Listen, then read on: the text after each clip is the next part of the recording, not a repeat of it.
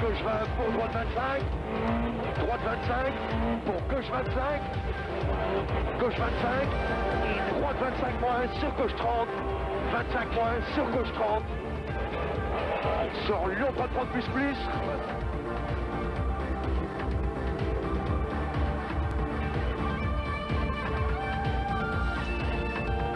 Deuxième manche du championnat du monde des rallyes, le rallye de Suède pourrait être rebaptisé Grand Prix de Suède sur neige. Il est exact que ce grand cirque blanc est quasi exclusivement réservé aux équilibristes, aux funambules, aux acrobates, aux spécialistes de la glisse. Au départ de cette édition 1995, une quinzaine de grosses groupas et au moins 5 pilotes capables de s'imposer. 1628 km glissants, 501 en dérapage total sur 25 spéciales chronométrées. On ne risque pas de s'engourdir.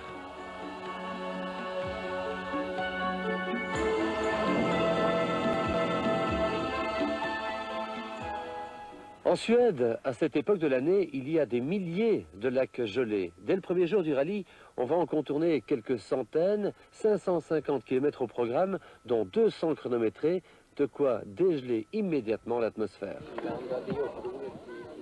Les pieds bien au chaud dans l'habitacle douillet de sa Toyota Celica GT Fort, le Français Didier Auriol mène le bal. Il brise la glace en souplesse en signant le premier meilleur temps scratch.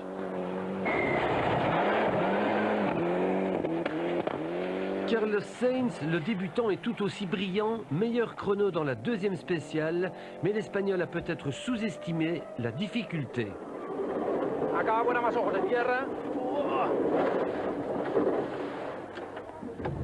Cette sortie de route de la Subaru lui coûte 20 secondes et Luis Moya, qui ne parle pas suédois, est très énervé.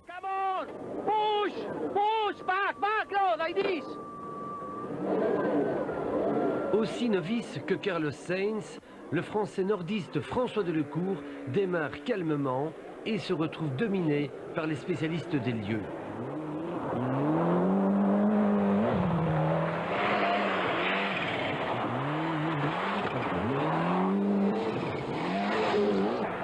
François Delecourt est 10e.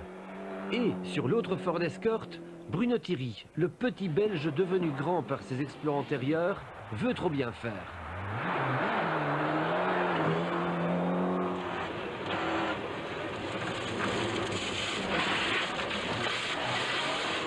Résultat, une touchette le refroidit et le voici largué en 11e position. Ça va pas, je sais pas conduire la voiture, je suis pas à l'aise du tout. J'ai beaucoup trop d'endroits où j'hésite. Et tant que je ne sortirai pas la voiture, ça n'ira pas. Elle s'ouvre un peu trop à mon goût. Et il y a beaucoup d'endroits où je pourrais passer à fond et ça ne va pas. Bruno Thierry ne doit pas trop se tracasser car la 3e Ford ne va guère mieux. Et pourtant elle est pilotée par Stig Blomqvist qui dispute son 28e rallye de Suède. Bref, on serre les dents chez RAS Sport, Ford Motorsport. Chez Subaru, ça va plutôt bien. En tout cas, ça va vite chez Colin McRae, qui est parti énergiquement à l'assaut.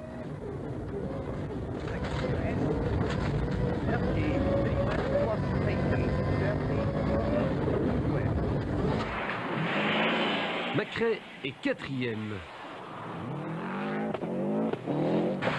Juste devant son équipier occasionnel, le pigiste suédois Mats Johnson. Chez Toyota, les actions sont en chute.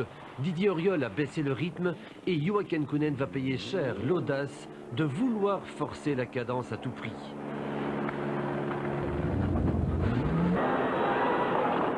Perché sur un talus, le quadruple champion du monde perd 30 secondes et une bonne dose de morale, car la Celica n'est toujours pas brillante.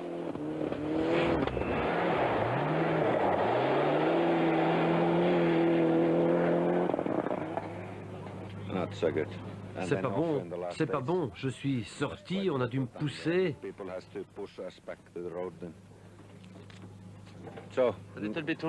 Vous êtes trop nerveux peut-être? Non, mais la voiture marche moins bien que je l'aurais pensé. L'homme qui sauve l'honneur de Toyota est suédois, encore un chauffeur occasionnel, Rättström est troisième. En 6 spécial, il a quand même perdu 37 secondes sur une étonnante Mitsubishi Lancer Evolution pilotée par le héros national Kenneth Eriksson.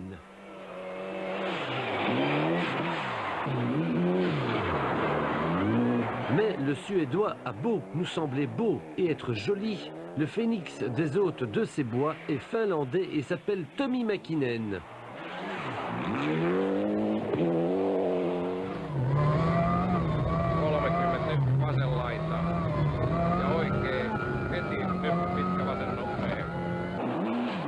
Tommi Mäkinen est en tête avec 1 seconde d'avance sur Eriksson.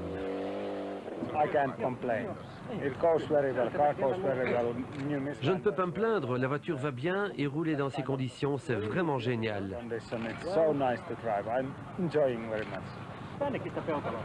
2 Mitsubishi en tête d'un rallye mondial, c'est un événement aux accents finlandais et suédois, un événement qui justifie que l'on donne aux 2 patineurs de génie que sont Mäkinen et Eriksson un double coup de chapeau.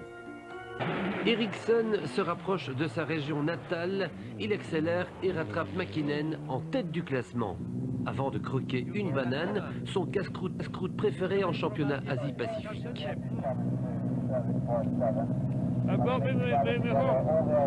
Il a sûrement voulu dire que tout va bien. Pour Bruno Thierry, ça ne va toujours pas. Il roule dans l'inconnu et ne parvient pas à trouver le rythme. C'est difficile, je n'en reviens pas. Tout se ressemble et rien n'est juste. Enfin. En fait, le problème, c'est que dans certains virages, vous vous dites je pourrais être plus rapide, et dans d'autres, je suis trop rapide. Voilà, exactement. Exactement. Si je devais faire 100% confiance aux notes, jamais au terminé, c'est pas possible. Impossible.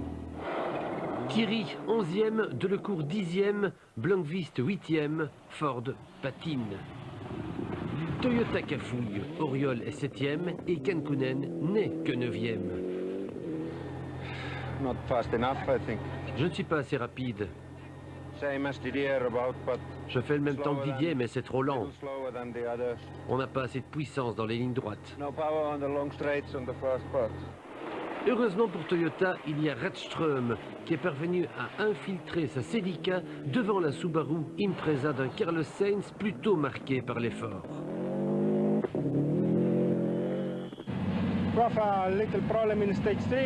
Depuis la sortie de route de la 3e étape, on va mollo mollo. Colin McRae termine la journée à l'attaque par un meilleur temps scratch. No, just very difficult.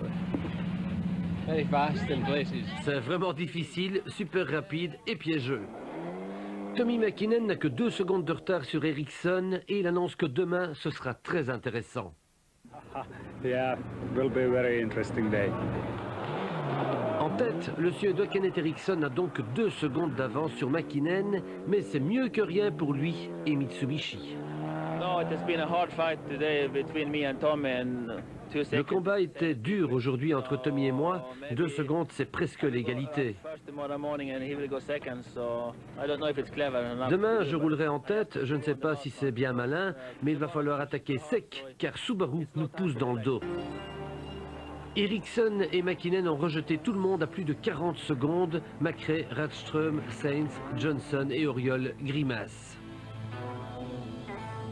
Blomqvist ricane, Kankkunen gémit, Delecourt et Thierry n'ont qu'une satisfaction, précédés Gronholm, Jansson et Schwartz. Pour cette 2e journée du rallye de Suède, ce sont les Mitsubishi Boys, Eriksson et Mäkinen qui vont emmener le peloton dans l'extrémité nord du parcours. Au menu de cette 2e journée, une sacrée couche de neige, moins 20 degrés et toujours du spectacle. Dans le nord de la Suède, il fait plus froid, mais des dizaines de milliers de spectateurs se pressent pour admirer les magiciens cloutés. L'un d'eux va disparaître trop tôt, le moteur de la Subaru Impreza de Carlos Sainz s'engourdit. C'est une panne stupide, on a changé le filtre à huile hier soir et quelque chose s'est passé entre le changement de filtre à huile, on a perdu la pression d'huile. On n'a pas su la rattraper et bon, on a dû arrêter, quoi. Pas de pression d'huile, on allait casser le moteur.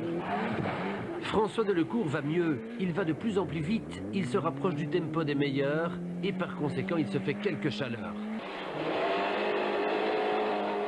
Bah, tout à l'heure, il faut voir la dernière spéciale, 15 km, 7 minutes et quelque chose, le meilleur temps. Donc c'est 120, 125 de moyenne, c'est quand même impressionnant. À ces vitesses-là, on se sent petit dans la voiture. Ouais, on se sent petit, il faut rester extrêmement vigilant, très concentré. Parce que la moindre erreur, d'abord, on perd beaucoup de temps. Et puis on peut aller des fois très loin, au-dessus des murs de neige, voire dans les arbres. Pour Bruno Thierry, le soleil revient timidement. Oui, ça va beaucoup mieux. C'est des spéciales un peu plus rapides et je suis beaucoup plus à l'aise dans le rapide. J'ai plus facile à conduire la voiture. C'était surtout hier dans des portions étroites où je perdais énormément de temps. Soit j'étais entre le sous-virage et le sur-virage, j'étais jamais très à l'aise. Par contre, aujourd'hui, c'est des spéciales très rapides et on a fait de très bons temps si je compare nos temps par rapport aux deux autres escortes. Chez RAS Ford, le moral est revenu, mais il va prendre un mauvais coup reniflé par Bruno Thierry.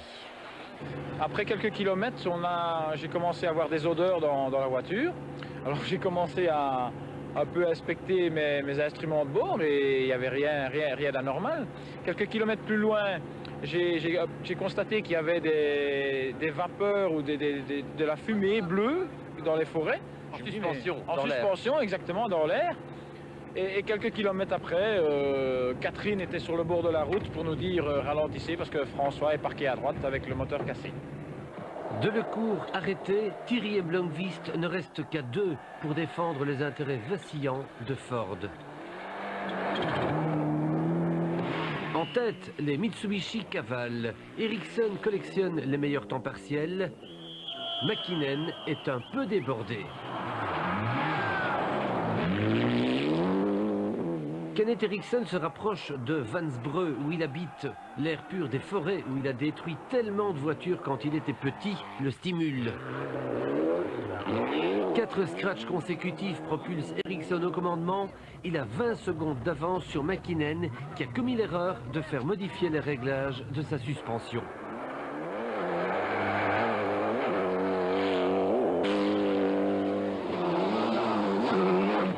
Chez Toyota, Ratström limite les dégâts, mais Auriol et Kankkunen souffrent, pourtant ils se battent. Voyez plutôt Juha Kankkunen en action.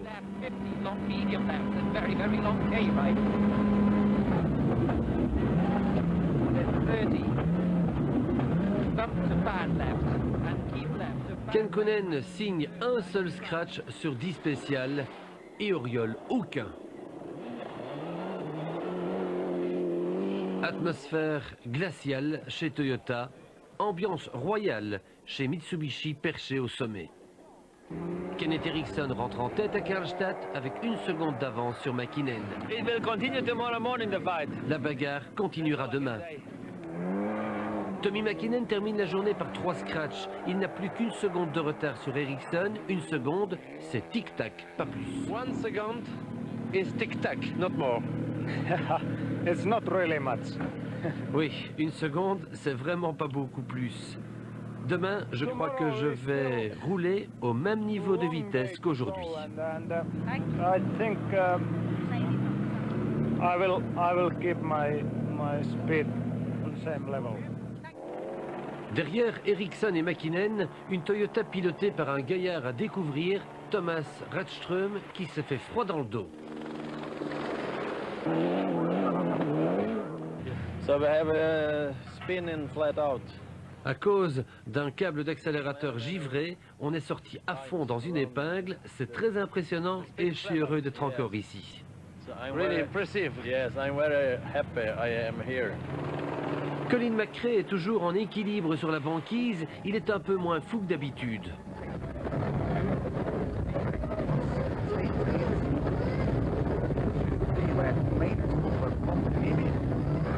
Aujourd'hui, il n'a signé qu'un seul petit scratch. Il n'a droit qu'à une petite récompense, un petit cake et un gobelet de thé. 5e, Didier Auriol a conscience d'avoir fait le maximum. Je roule très vite. Ah non, c'est pas un rallye facile, c'est un rallye très piégeux. Ah, je roule vite, hein.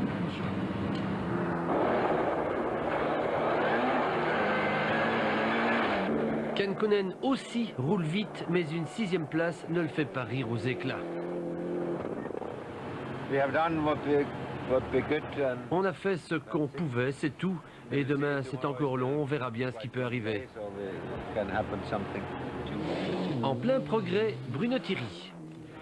En général, la journée d'aujourd'hui, c'est mieux passé que la journée d'hier. Par contre, la dernière ici, c'était une spéciale très très difficile, très technique, avec beaucoup de sommets, des bosses et très difficile. Et là, on s'est fait un peu mettre. Ça commence à aller. Oui, ça commence à aller, mais la course est encore longue et il faut surveiller ceux qui sont derrière. À 5 minutes 05 d'Eriksson, Bruno est dans le 2e peloton, mais il précède quand même les virtuoses suédois Gronholm et Jensen, ainsi que l'allemand Schwartz, un autre novice. Vous venez d'entendre les réflexions des ténors du rallye de Suède. Elles ont été recueillies à l'assistance de fin de journée par moins 15 degrés à Högboda. Ces assistances ont eu lieu, je vous le garantis, sur un lac gelé. Pour la victoire, rien n'est gelé. Eriksson n'a qu'une seconde d'avance sur Mäkinen. Par contre, Rådström et Macrae sont givrés, Auriol et Kankkunen pétrifiés.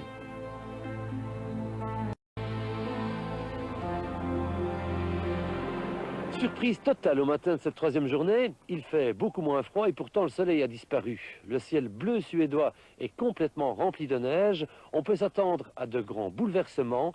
Il n'y a toujours qu'une petite seconde entre Eriksson et Mäkinen, cette petite seconde pourrait fondre ou même faire boule de neige.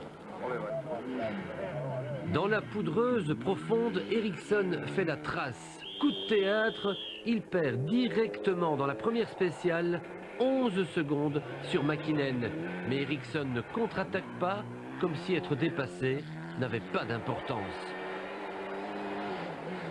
Propulsé en tête du rallye, Mäkinen, le Yeti est déchaîné. Et les supporters finlandais de Tommy sont aux anges. En 5 spéciales, Tommy Mäkinen enfile encore 34 secondes à Eriksson qui ne réagit toujours pas, comme si être battu n'avait aucune importance pour lui.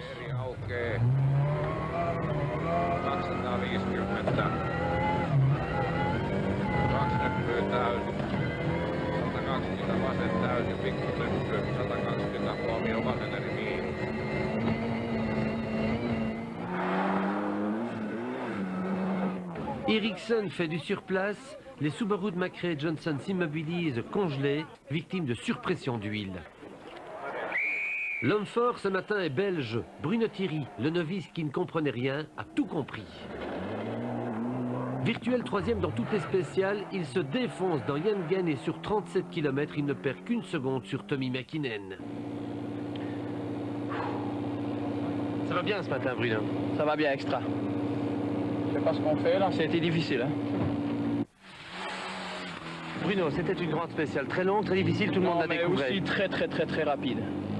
Tout le temps 6-7, tout le temps, c'est pas évident. Tout va mieux maintenant, le franc est tombé? Ouais, le franc est tombé. Et Bruno reçoit le coup de chapeau, ou plutôt de capuchon, de John Taylor, le manager britannique d'RAS Ford. Bruno now is going exceptionally well for a first time and Bruno va exceptionnellement bien pour sa première fois en Suède, on est très content de lui.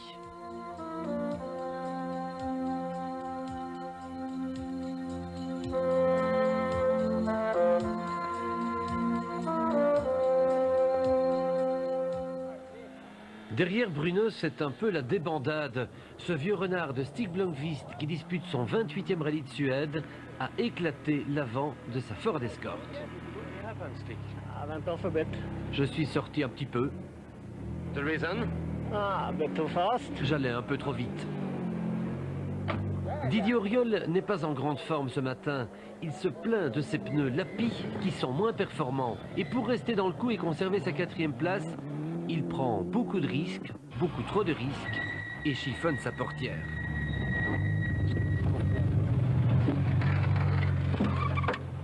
Voilà là, Didier. Hein? C'est passé? Non, rien, c'est pas facile quand tu connais pas, et je suis arrivé sur un domaine et j'ai cru que le virage partait de l'autre côté. Et Bernard m'a répété la note au dernier moment, et j'ai jeté au dernier moment, mais j'étais un peu trop vite. Dans le dos d'Auriol, Juha Kankkunen est survolté. Pour sauver la face, il attaque comment ses plus beaux jours. Chaussé de Michelin, il reprend 39 secondes à Didier Auriol et lui chippe la 4e place pour 2 secondes. 50. Start left, 50. Long stay left for crest. 70. Caution, long fast right. It's good. It's 4e, c'est bien, mais nous sommes à notre place. Les Mitsubishi sont au-dessus du lot, inaccessibles. no chance. Auriol perd sa 4e place pour 2 secondes. Il est fâché sur Kankkunen, qui n'a pas utilisé les mêmes pneus que lui. Tout tenté dans celle-là. Tout tenté. Mais Juha est parti en Michelin depuis tout à l'heure. C'est pour ça que je me plains. J'ai tout tenté dans celle-là, tout. Brunetieri n'attaque plus. Il a reçu la consigne de ne plus prendre aucun risque et de ramener sa Ford à l'arrivée. Pour sa 6e place, il mérite félicitations et applaudissements, notamment de ses supporters.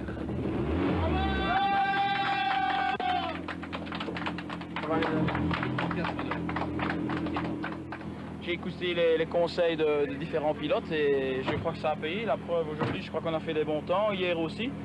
Mais le premier jour, c'est peut-être à cause de notre légère sortie de route que j'ai été un peu refroidi et c'est difficile de retrouver confiance avec la voiture. Et puis le frein est tombé. Le frein est tombé et on a fait quelques bons temps, quelques fois plus vite que Stig Blomqvist, donc c'est important pour nous. Ah, je me suis vraiment bien amusé, ça c'est sûr. Déjà, on aime bien les rallyes très rapides. Donc ici, c'est un rallye rapide. Là, j'ai vraiment pris mon pied. En plus, en glisse, je crois que de travers à de vitesse pareille, ça ne m'est jamais arrivé. C'était vraiment très amusant. Kenneth Eriksson en termine. Il s'incline devant Mäkinen sans lui avoir opposé de grande résistance, comme si la perte de la victoire n'avait absolument aucune importance pour lui. Il n'a même pas l'air déçu de n'être que 2e.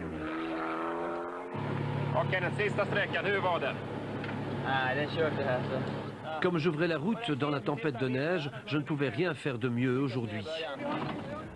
Voici le vainqueur du rallye de Suède, mais curieusement, il n'est pas heureux. I think we are second. Okay. Je crois que je suis 2e. Il n'y a pas de problème. I try to do my best. J'ai simplement fait de mon mieux.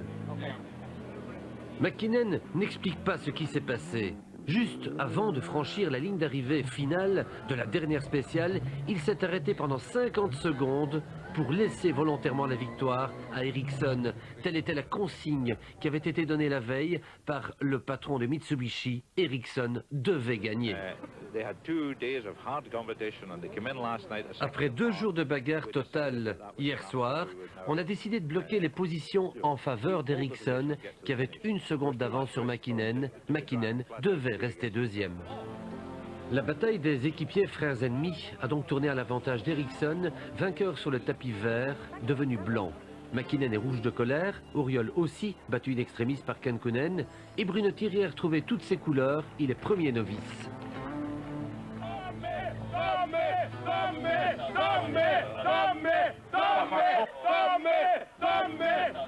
Consolation pour Mäkinen, les cris de ses supporters et la première place du mondial pilote où Kankkunen, mine de rien, est déjà 2e. Suivent Sainz, Eriksson, Delecourt, Thierry, Redström et Auriol. Du côté des marques, Mitsubishi est en tête devant Ford, Toyota et Subaru. Même la météo scandinave n'est pas d'accord avec le déroulement inattendu de ce rallye de Suède. Il ne neige plus, il pleut sur Langehanstorp, terme de cette 2e épreuve du championnat du monde des rallyes. C'est ici que le rallye mondial quitte l'hiver. On se retrouvera au mois de mars au Portugal et on espère le printemps.